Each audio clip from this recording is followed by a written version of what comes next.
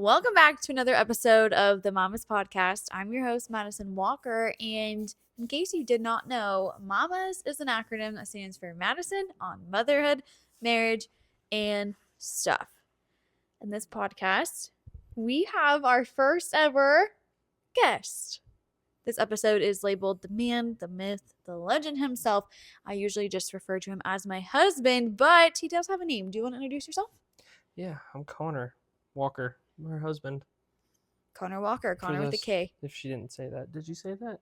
My husband? Yeah. Yeah. Okay. That's usually I just call you my husband, not Connor. I say my husband. I'm her husband. But you do have a name, so. Yeah. Yeah. Well, welcome to the podcast. Happy to be here. You are? Sure am. Oh, that's great. Oh, shoot.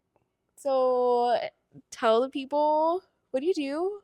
You are? Okay. I'm a plumber, mostly underground, so I'll come in and fix big old water mains and big old sewers. Mm-hmm. Make sure everybody's got water. Make sure everybody can go to the bathroom. Yeah. What a great job. Sometimes even I have to fix gas lines. That's only if we hit them. Oh, only if you make an oopsie. He tells my stepson. That's gonna be weird because I'm gonna say my stepson, but like it's your kid too, obviously, but it's not your stepson, it's your bio son. But Our anyway. oldest. Okay, yeah. He tells our oldest he's like Mario Yeah. and Luigi. And I'm basically Mario. he showed him a video of what he was like doing one day at work, and our oldest was like, oh, you are like Mario. But then he found out that he doesn't rescue a princess, and so he's like, you're not like Mario anymore. Yeah. Fun story. Yeah, I let him down. Okay, so we were gonna film this podcast in the bathroom. We ended up not doing that, but why were we going to originally do it in the bathroom? Well, you brought it to our attention a little bit ago that to be mindful where we discuss or have arguments, or really just be mindful of the things that you can talk to each other about around your kids. Because they'll pick up on it pretty quick. I like how you use the word mindful. Yeah. Yeah. Did you like that? I did like that word. So, yeah, we just started being very aware and mindful of these conversations, and like the bedroom should be a space that's like happy and safe and peaceful and intimate. And so I saw a video somewhere recommending to like have any kind of hard conversations and arguments outside the bedroom so that that space stays that way. And so we just started having our talks and everything in the bathroom. Yeah, bathroom. So we were. Oh, go ahead.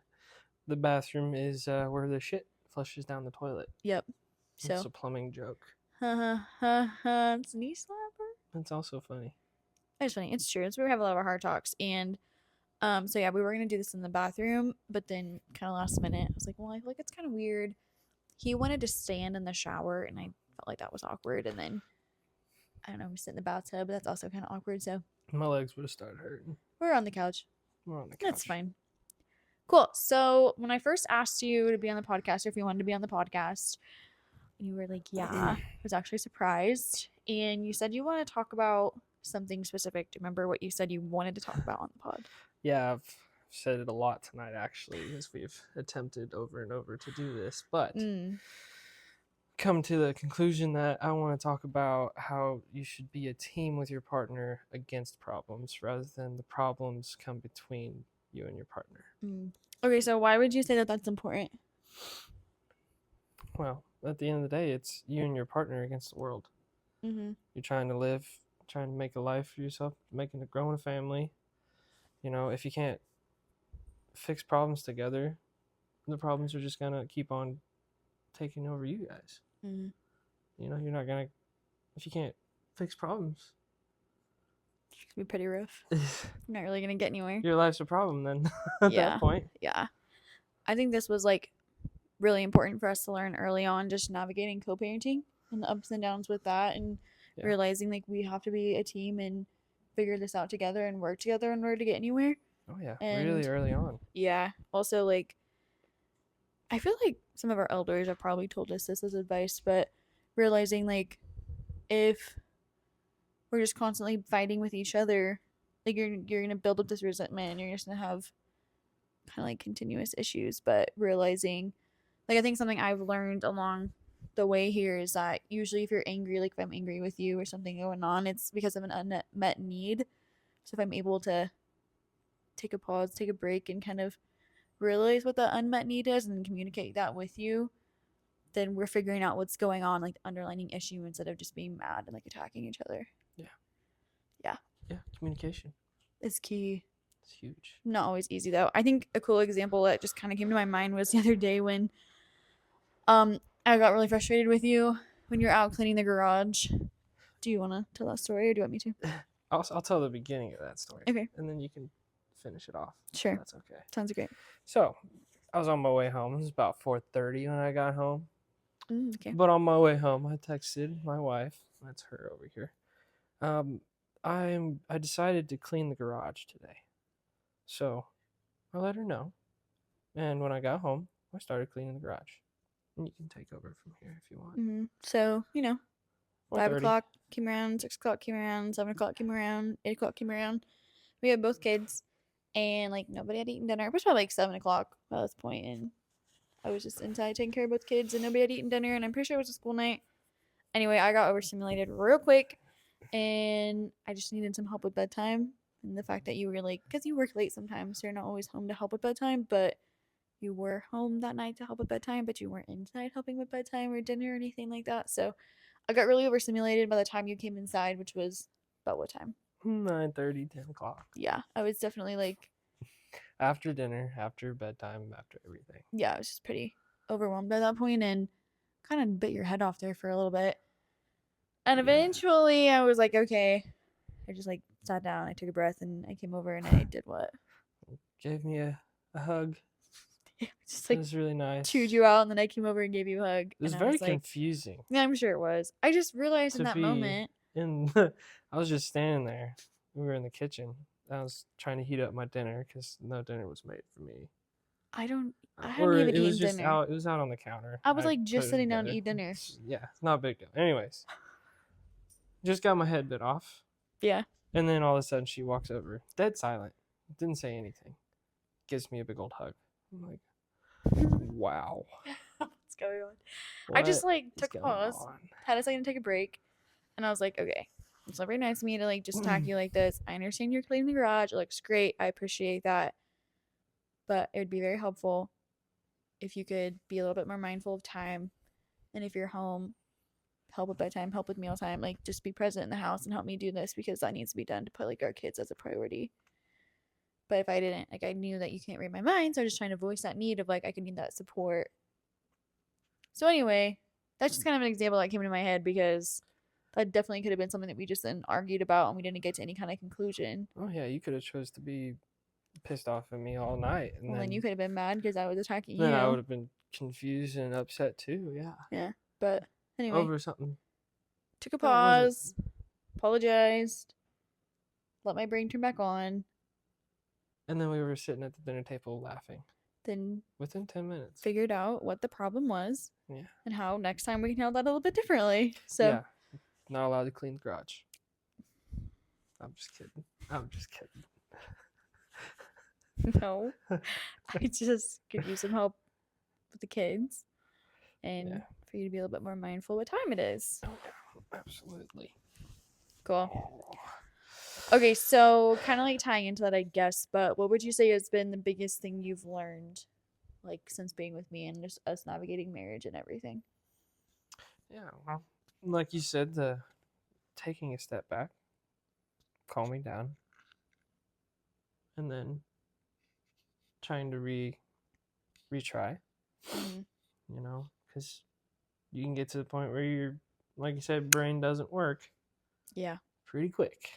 Yeah. And then at that point, anything that comes out of the mouth is, you can't take it back. Yeah. And then that's held with you for a while. Mm-hmm.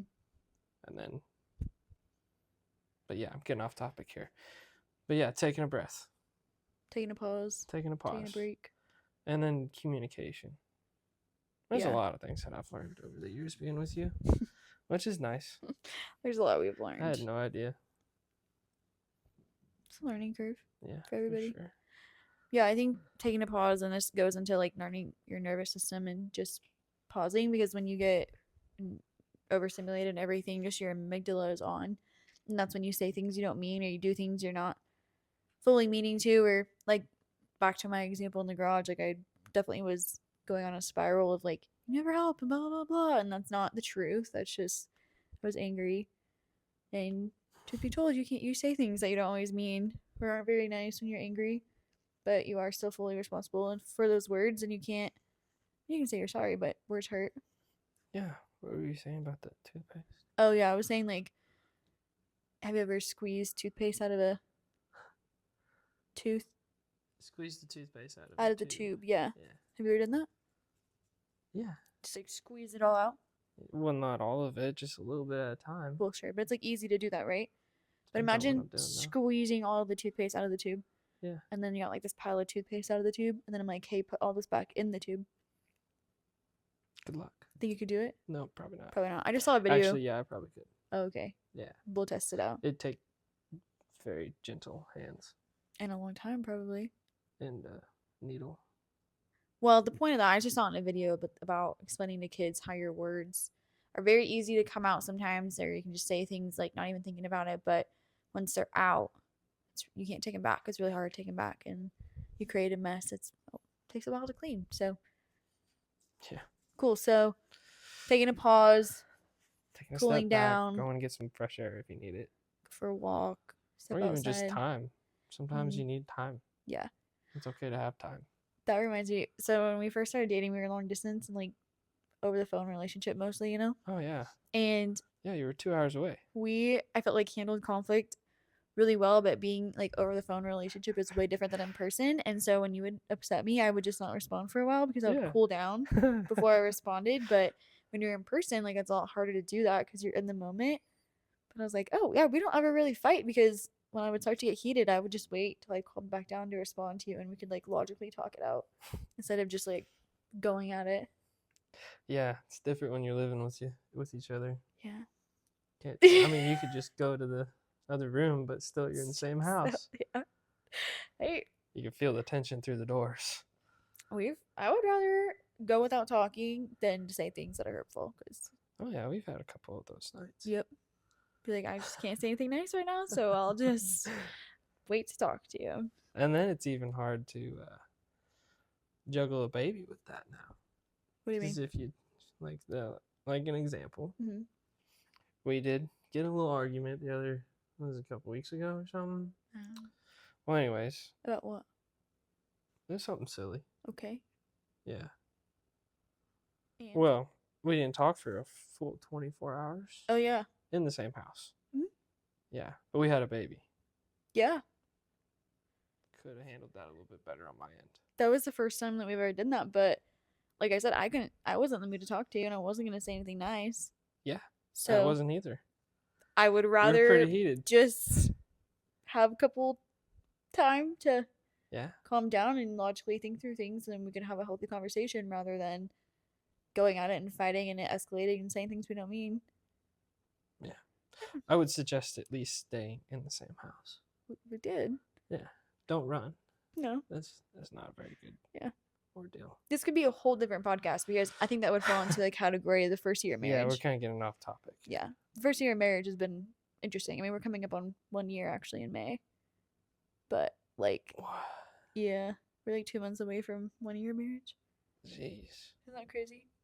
I feel like it was yesterday. It's been a whirlwind though. Like lots of learning curves, lots of new things. But we're not only freshly married, but we were married for May, June, July, August. 3 months? May, June, July, August? No.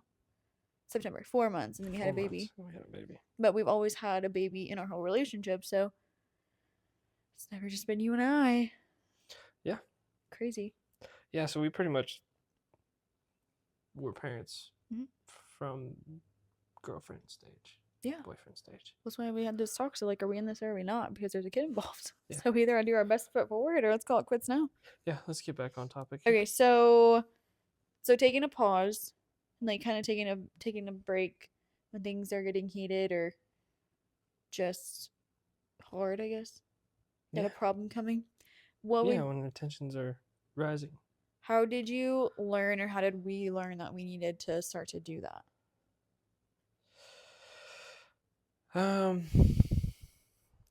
Well, early, I could reference the definition of insanity. Which is? the continuous process of doing the same thing over and over and expecting different outcomes each Okay. time. Okay. So what about that? Something had to change. Something had to give. So we got to the point where we got to figure something out here, Mm-hmm. or there's no point. Yeah. You okay? Yeah, there's something in my eyeball. It's been bugging me all day. Oh, looks like you're about to cry. I was like, that wasn't that beautiful. Goodness. Really touched my soul. Yeah. Goodness gracious. No, I would agree. And I think like early on too, we just definitely had situations with co-parenting and just figuring out like, hey, we want to be us and be a family and put our best foot forward. In that we had a lot of outside hardships that we definitely had to take a pause, calm ourselves, and then us have a deep, like, full brain conversation We were having adult conversations before we were adults. Yeah, figure out, okay, what are we wanting to do? How are we wanting to get there? What is our goal? Blah, blah, blah. And then how to communicate that in a good way moving forward. Because I think one thing that's really important to know that we definitely had to learn too is depending on the relationship, like if you're having a hard conversation with somebody, if you want to keep and maintain that relationship, what you say and how you have that conversation is very important. Mm-hmm. So pausing definitely will help you pause and think about that before you respond. Yeah, absolutely. Good talk. So what do you think has been your biggest hardship, and what has been the biggest hardship you feel you have overcome? Well, I would say still working on it. Mm-hmm. Yeah, it's my emotions being valid, or like my opinion matters. Mm. Is a big one for me that I've struggled with everybody in general, just me. Yeah. Yeah. Feeling like how you feel and the way that Yeah. you feel is okay and valid even if other people disagree, maybe? Yeah. You feel like you've made progress in that? Oh yeah, within that there's a lot that I've overcome for sure. But I can always do better. Yeah, I think it can be, I mean, a learning curve, and always, I mean, every situation is different, but there's times that, I mean, you can agree to disagree and your feelings are still valid, and yeah, I think what has helped me a lot was becoming a dad. Mm-hmm. So becoming a dad, you gotta be, that's your focus. Being a dad, yeah, and a husband, and that should be your number one priority as a man in the house. Mm-hmm. I would think. So all the other obligations that you think you feel you have still, they should not matter to me. They shouldn't be a priority, I should say. Your family should be a priority. So that has helped me kind of with the opinion, like saying no. Mm. Yeah. So like being able to put like family, your priorities first or what you want to do first, and if others don't agree, like just feeling confident in that because that's your thoughts and your feelings. Yeah. Is that what you're trying to say? Yeah. Oh, okay. Yeah. No, it makes sense. It's been a long day, so yeah, I feel that for sure. Hard time explaining things. Yeah, no, it's all good. I would like something that kind of reminds me of this, if you're okay with me explaining. But back when, we had this conversation, and I was like, I had this aha moment because I was like, "You're easy to manipulate." Yeah. Do you remember that? Oh, I sure do. So it was pretty early on in our relationship, and we started kind of getting to this point. I mean, we were no longer long distance. I moved, and so we were more closer. And so navigating, going from long distance, like in person, and then seeing each other more and figuring each other out, and still navigating being parents and co-parenting and all that jazz. But it got to the point where our disagreements, I started to feel really icky about, and I didn't like it. I couldn't figure out for a while what was going on, but eventually I was like, oh, this is what it is, and this is why I don't like it. And so I came to him about it, and I was like, total eye-opener. You're really easy to manipulate. And he's like, what? And I was like, I get it now. So we would have like a disagreement, or we would have an argument with each other, and I'm an angry crier, so if I get really frustrated or even if I'm sad or whatever, I'll start to cry. And so we would get to this point of our disagreement where I would start crying, and in that moment, then like when I started shedding tears, his like he could be like dead, like firm no or whatever, and then I would start crying, and he'd be like, "I'm so sorry, you're right, I'm wrong," Yeah, and it's like then a switch in my brain. I don't yeah, know why. and would just like Still to this day. do whatever he could to like make me feel better and make it okay. And at first, I didn't even realize it, but I'm like, yeah, like All turn. you have to do is cry. Well, but I was like, yeah, you're right. Like, you're right. That was wrong of you. Like I'm right. But then eventually, I was like, hold up. Like, I had my wrongs in this too, and your thoughts and feelings are still so valid, even in that moment of whatever. But I wanted somebody that I like was with, like my partner and my spouse, to challenge me and to push me to be a better person and to call me out when I was doing something wrong. And when I realized, like, oh, I just have to turn on the waterworks and I can get whatever I want, I was like, I don't want that to be our case. Like, I want to challenge you to, okay, yes, I can cry, and thank you for the empathy, but like your thoughts and feelings are still valid too, and I want to hear them. And I'm not always going to be right. I can be wrong. And so that was a big learning curve, I think, for sure. And just like you said, an eye Yeah, opener. yeah, big one. It was crazy. That was a fun part. That was a fun conversation. Okay. What? So, how would you say we navigate being a team when it comes to parenting?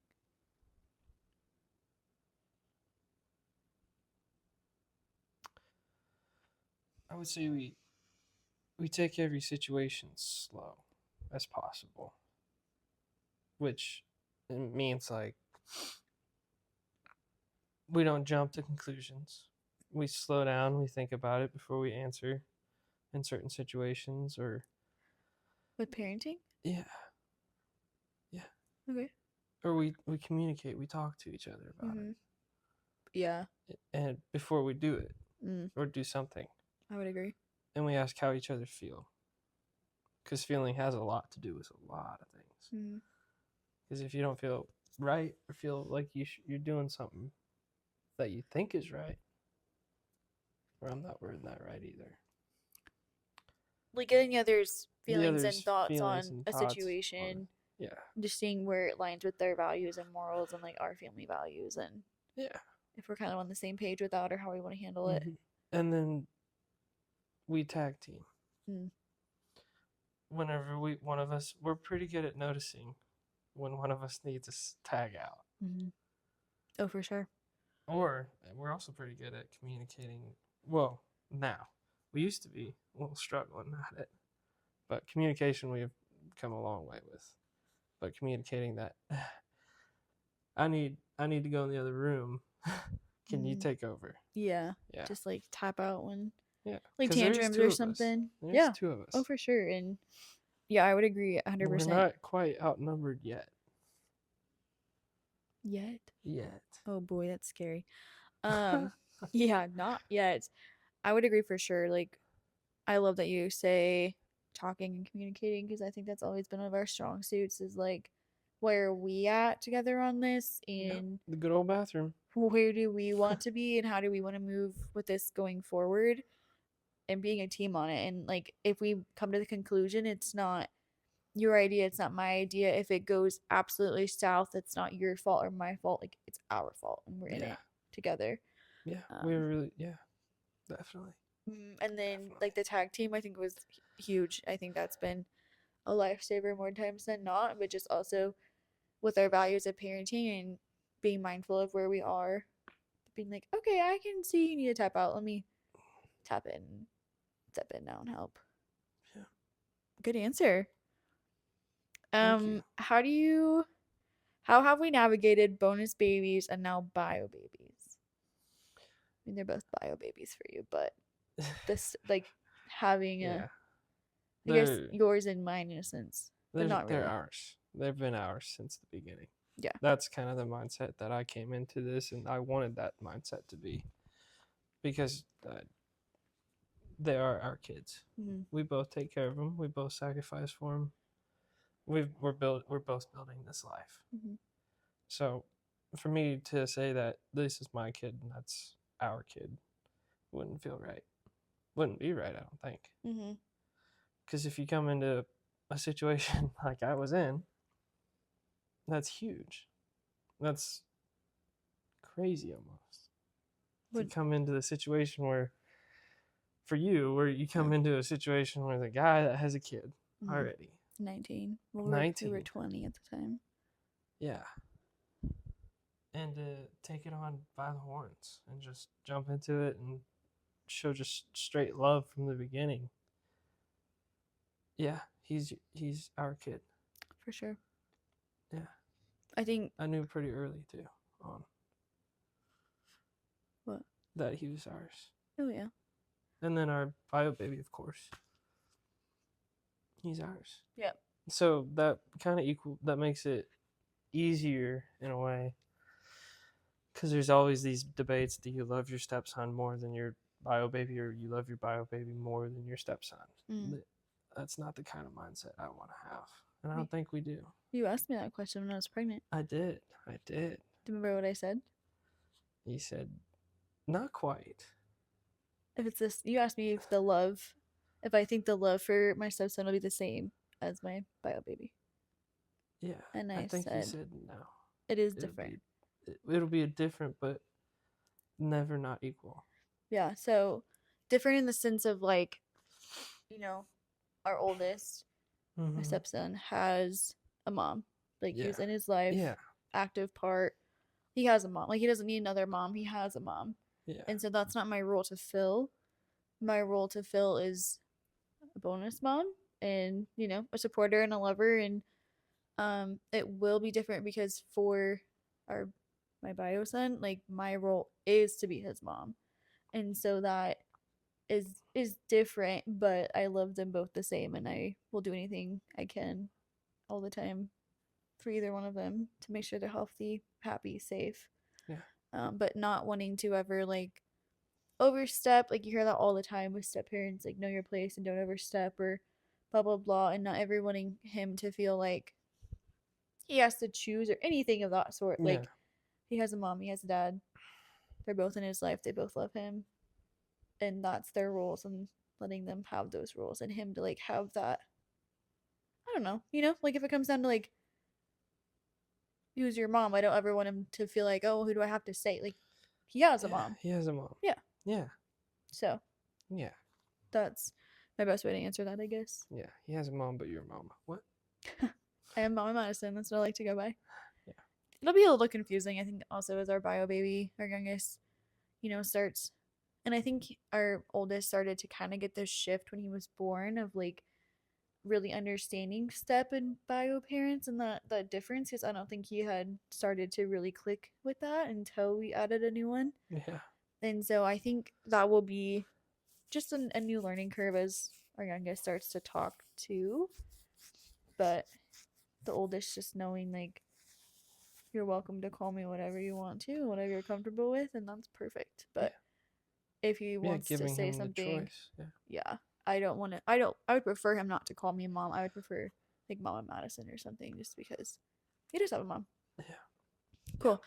There was something that I thought of in that.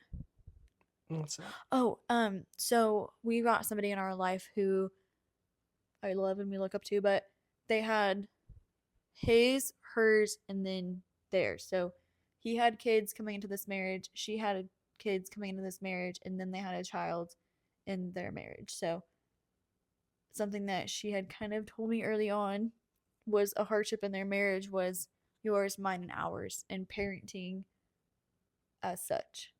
Like, I'm going to parent my kid this way, but you can choose how you're going to parent your kid. And then when it came to their kid, it was just like a big hardship in their marriage. And so that was something that early on coming into our relationship, I was like, I don't want that. Like before we even had a baby, I was like, I want it to be our kids and as same and equal as we possibly can in every single way. But that in itself has been hard to navigate because there's been times that it's like, well, like, when I was just a girlfriend, like it is your kid at the end of the day, and it's gonna be like you have the final call. But now with our youngest, I'm like, well, I do have half to say, and I never really felt like, not because of you, like you've always made me feel like my voice and my opinion mattered with our oldest, but still respecting that line, I guess that's there. So it's been different to navigate, but every situation is different. Yeah. For sure. Oh, yeah. Every day's different. Every single day is different. How well, I'm just need to word these questions right. Did you feel or do you now feel more prepared for our youngest and his development than you did with our oldest?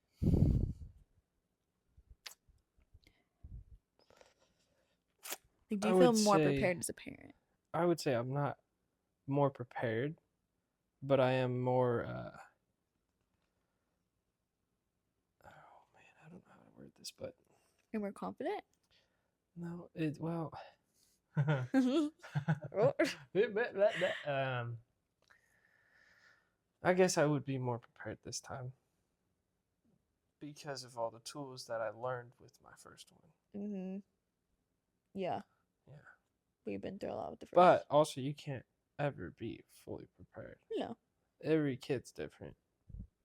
But the tools to figure out how to do that are the same. And like navigate it and Yeah. just feel a little more not like we're losing our minds. Yeah. Yeah. Yeah. For sure. That's valid. And every kid is different and they're gonna hit everything developmentally different. Yeah, and we also have him to help. The oldest. Mm-hmm. Yeah. He has been a great help so far. Oh, yeah. What's your biggest fear around parenting?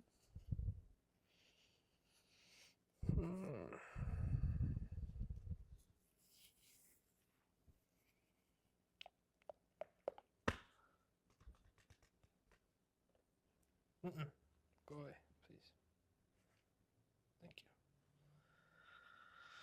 Biggest fear. To ever let my children down. Do you want to elaborate on that?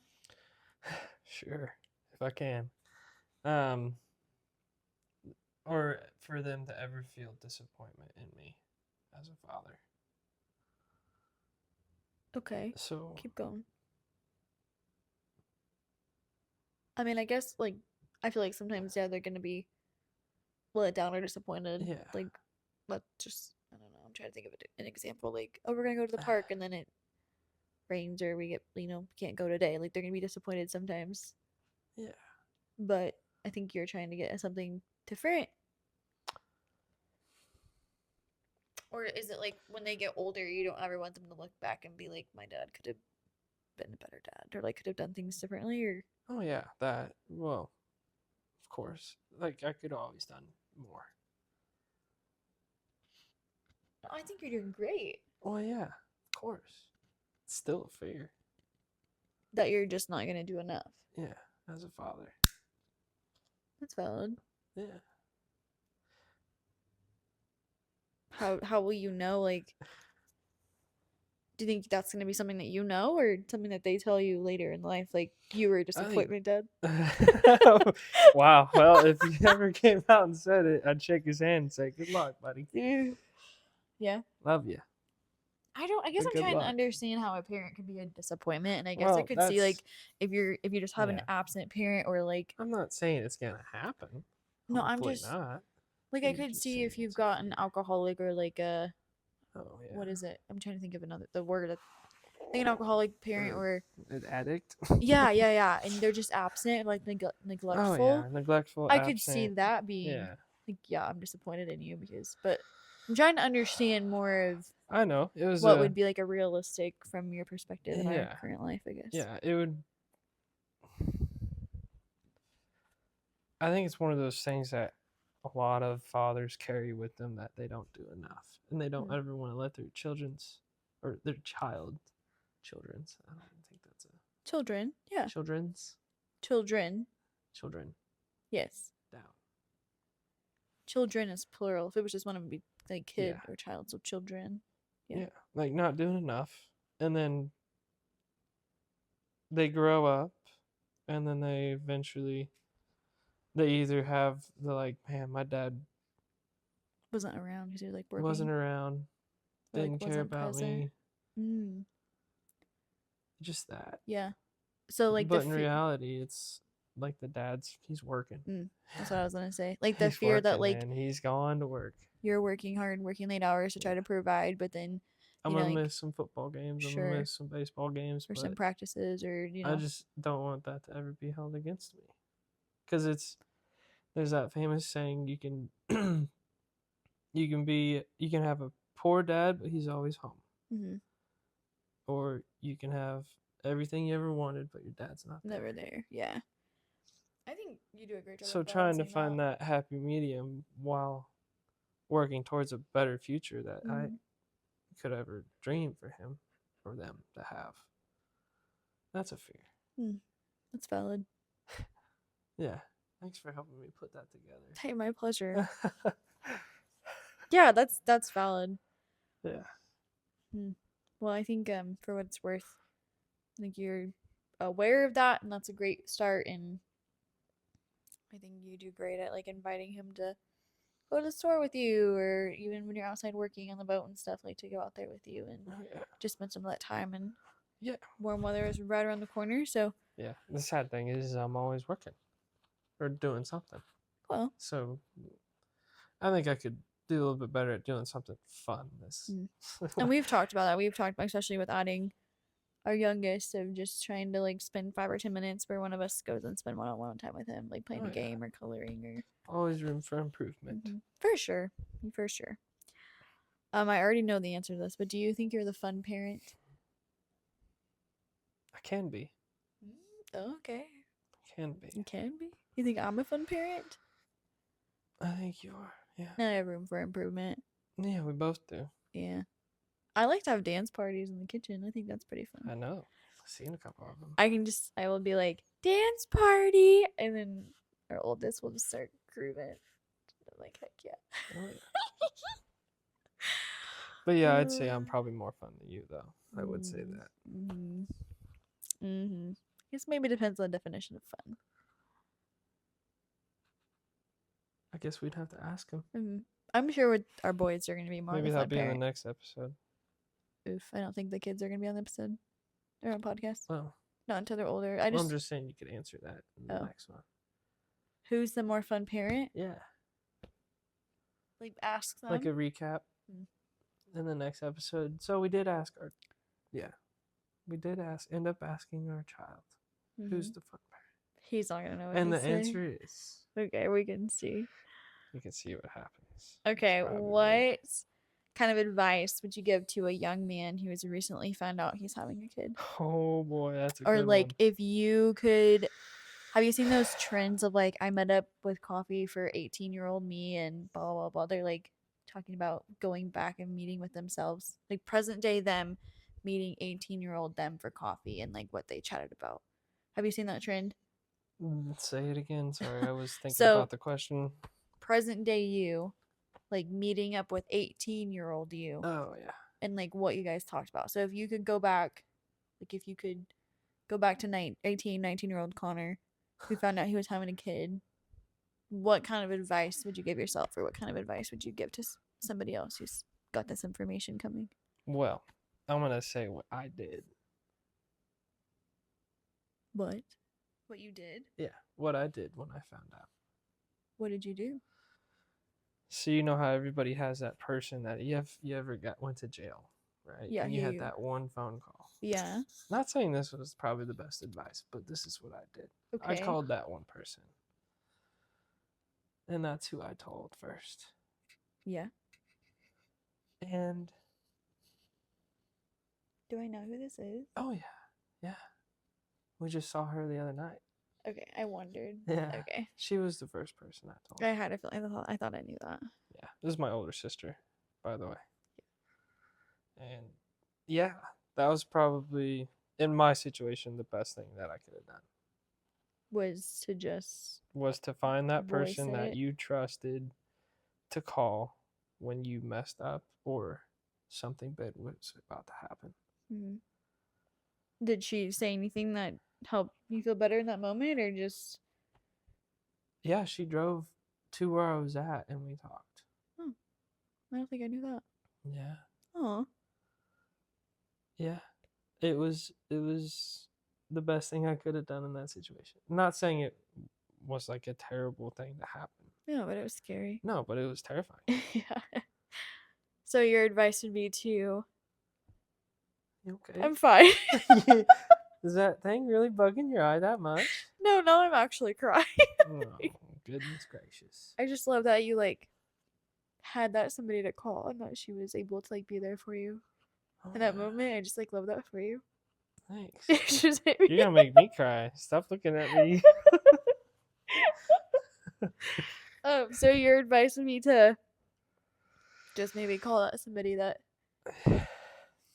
Yeah, your I go-to mean, person maybe and just get some deep, I guess, talk or something. yeah, Yeah. get that deep talk. Don't hold it in, because it's gonna eat you alive. Yeah. And I did hold it in for a while before then, Uh-huh. and it it was rough. Ate me alive. Didn't know what I was gonna do. I was 18. Yeah. Just got Woo! this job. It's there for, I can't remember,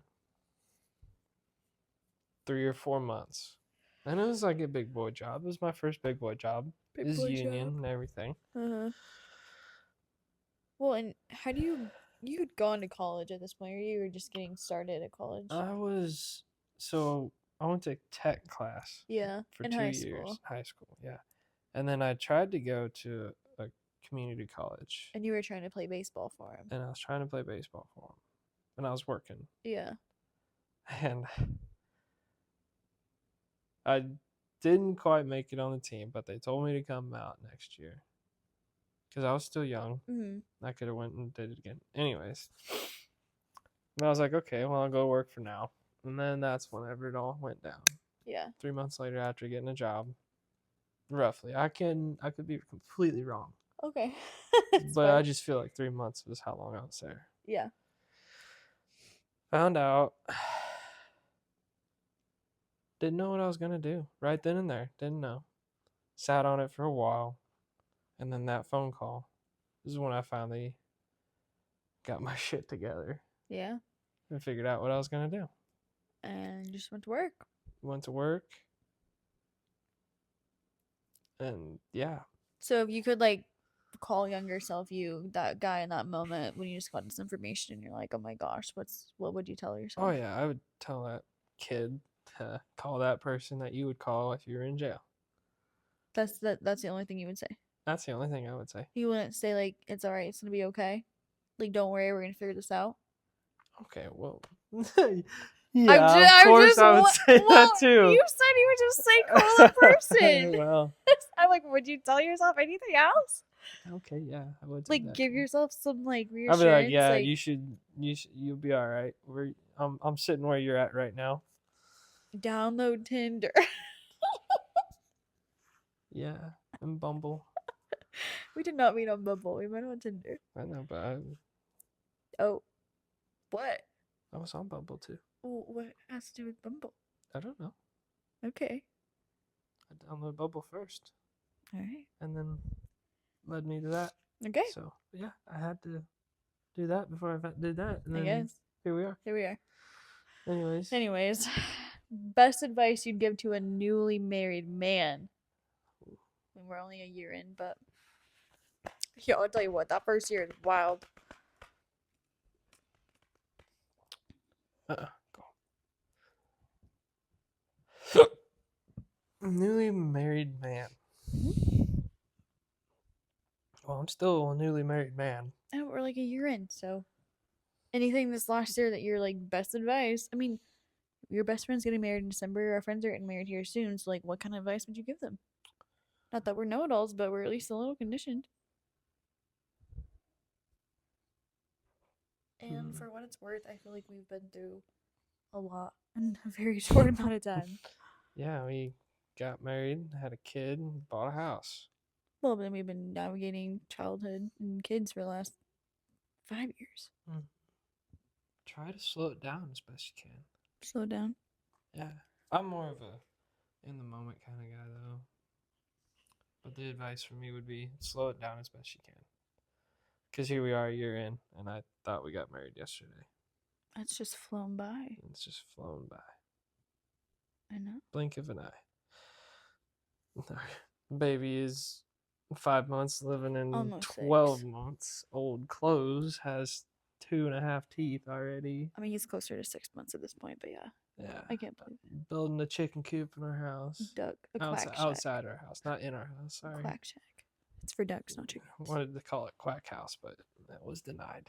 Yeah, because he wants it to be like a crack house, and I don't want it to be crack house. It's a Quack House. Anyways, moving on. Yeah, slow it down. Choke it all up. And really do date night. We are due Which for we a date are night. struggling on that. Oh, like I feel like we do good about having like little things at home, but we just need to do something different at home or get out of the house. Yeah. Revolve everything around your marriage. Yeah, still date each other. Still date each other. It's Don't become roommates. I was just gonna say that. It's so easy to get into the roommate phase. Yeah. And go ahead. Yeah, you got it. You got it. What were you gonna say? I don't know. Lost your train of thought? It's I easy did to- too. As soon it's- as I started talking, you started talking too. It's easy to get in the roommate phase and just be like in just this motion of things. Oh yeah. In the groove. But Yeah, especially when you both work 40 hours plus a week and then come plus home. a podcast and a business and babies. Find time for each other, yeah. Uh-huh. I'm sure people that have married for 65 years would say the same thing. 100%. Because it is you and your partner against the world. Or at least that's what I signed up for. Yep. And you've got to continue to work on it. Just because we got this far doesn't mean we get to just... Oh, yeah. Cool. Okay, a couple more questions and we're going to wrap this up. Okay. Appreciate your time. Yeah. How was expensive. pregnancy for you? It was rough. The cravings were out of control. Hey, it's not mine. I didn't have any cravings, really. Oh, I felt like I needed to have cravings for some freaking reason. I kid you not. I think it's called actually like sympathy pregnancy or something. Sympathy symptoms. There's Yeah, a special word for it. I remember seeing it, but Your mom like said it. he It's like, no, it's not true. would come Sure home shit. from work and he'd be like, my back is hurting so bad and I'm so tired of my feet. And then he'd be like, I'm craving pickles. 1 Yeah, o'clock I in the ate an morning. He'd be entire like, jar of pickles at 1 o'clock in the morning. I need pickles. I'm like, are you pregnant or am I pregnant? I have no idea. And then I think at one point you were like having not like morning sickness, but you were like extra nauseous all the time. Yeah. Cravings. It was very... I didn't get my pickles that night. No, but for real, like overall, how was pregnancy for you? With good. me. It's Pregnancy great. with me. Yeah? Yeah. I think at one point you did. said the opposite. You handled it like a champ. Well, in the moment, you did not say that. What moment? The moment you were having When your I was child? pregnant. Oh. And people would ask you how it's going. You're like, it's rough. This is horrible. She is miserable. Well, yeah, you were miserable, but you were holding yourself pretty well. What was the hardest part for you? Hardest part. During or after? Pregnancy. During pregnancy. During pregnancy. Okay. So like January to September.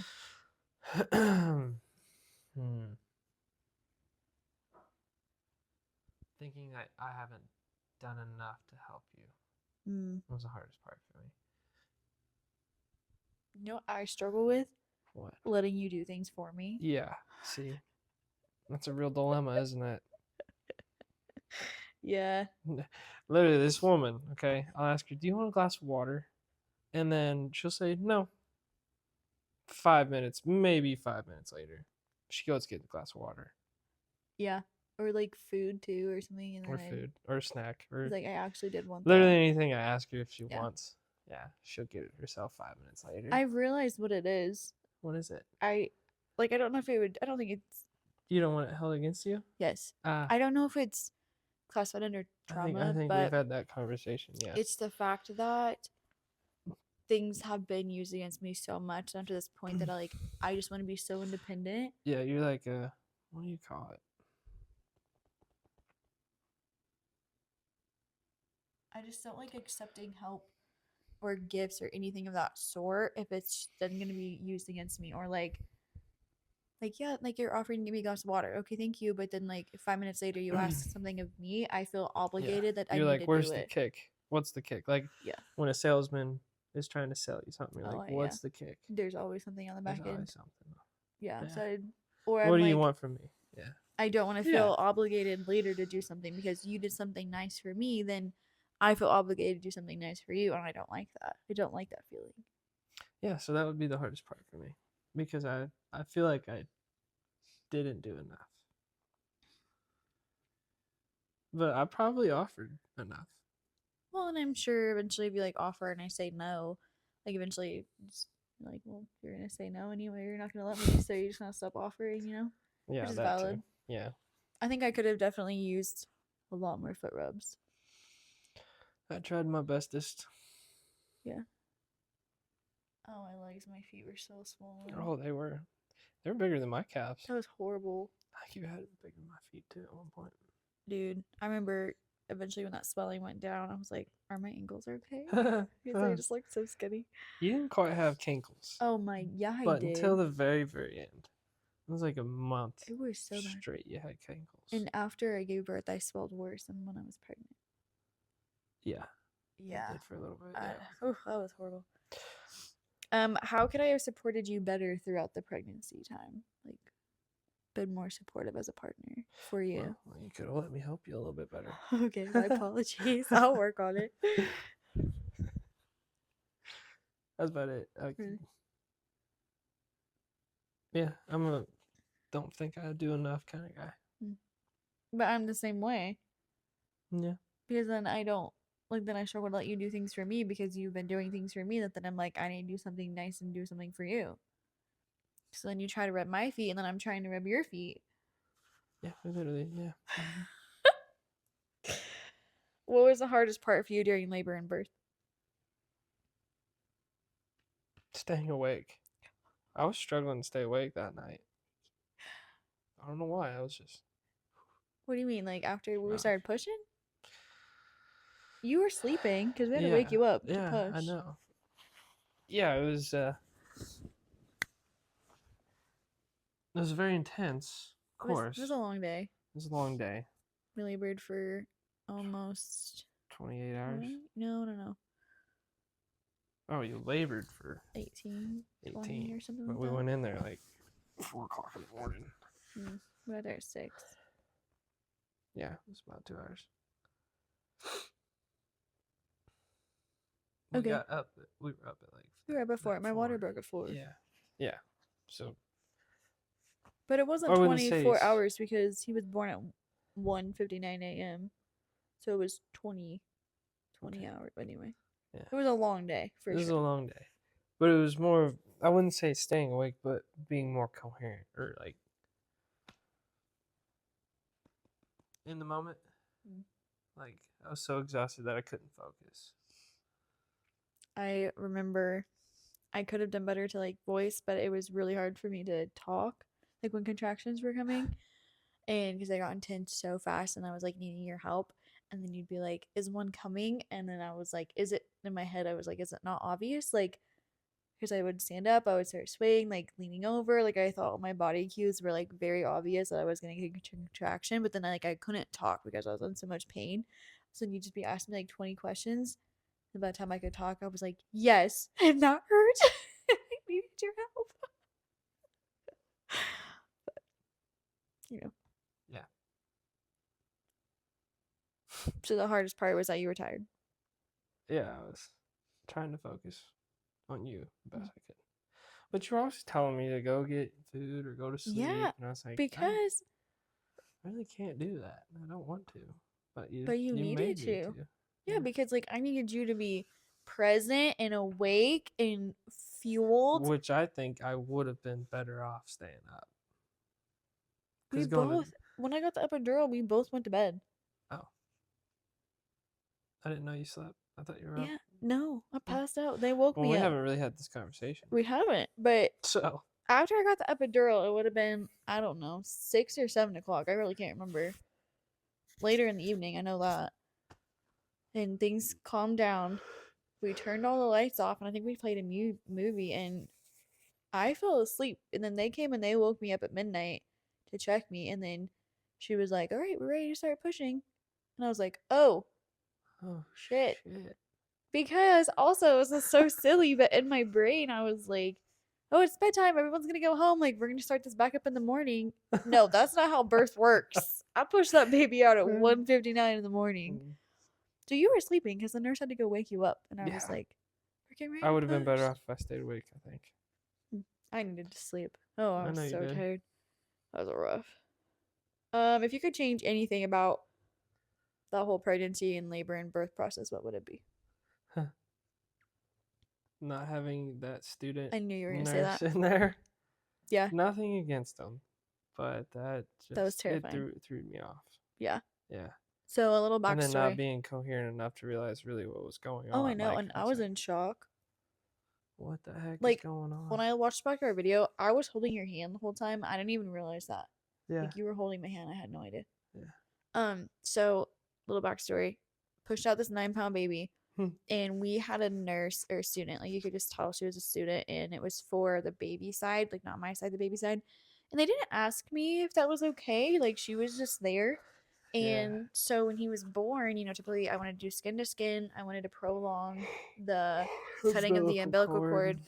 Yeah. And Yeah. so he came out, they put him on my chest, but he's like on his back. So usually they kind of put him on their tummy to stimulate them and all that jazz. Well, they put him on his back.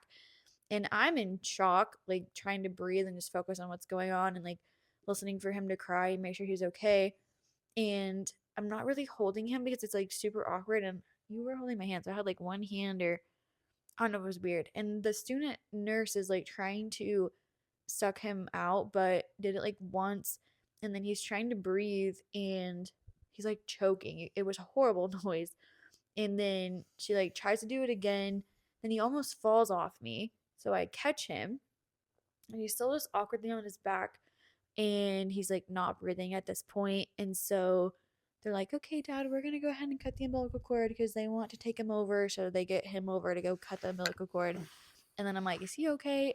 And they're like, "Oh, we're just going to go get him checked out."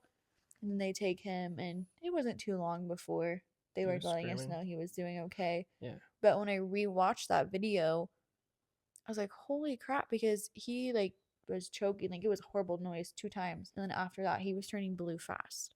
Yeah. I was like, "Okay, well, there's just definitely a couple things that could have been better." Or at Like he least we almost think fell it could have off been of me. better. Like I mean, yeah, like I think he could have been put on his belly so that he was getting that out and more quicker. stable on me, because he almost fell and I caught him. Like if I wouldn't have caught him, he would have potentially fallen on the floor. Yeah. That could have been really bad. Yeah, I would change that for sure. 100%. I would agree. Because that's our only story from our birth, Mhm. is that he almost It was choked. scary.